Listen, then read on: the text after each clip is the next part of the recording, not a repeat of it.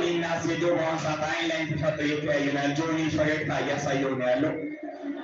በመጨረሻም ሁላችንም ስንጠብቀው የነበረው ፋይት ደርሷል። ዳኛውን ህጉን እየገለጸላቸው ነው።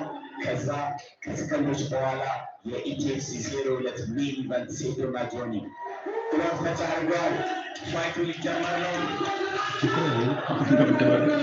በሩ ተቆለፈ። ሊጀምር ነው። ፋይቱ ሊጀምር ነው።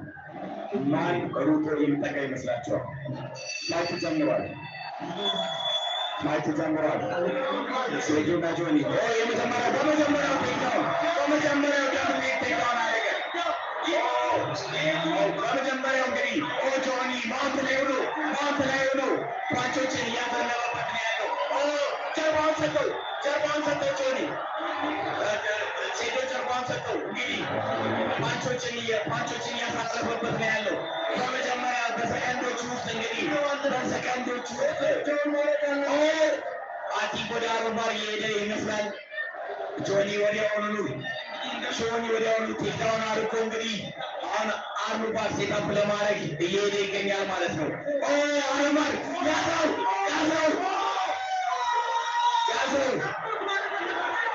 አርባር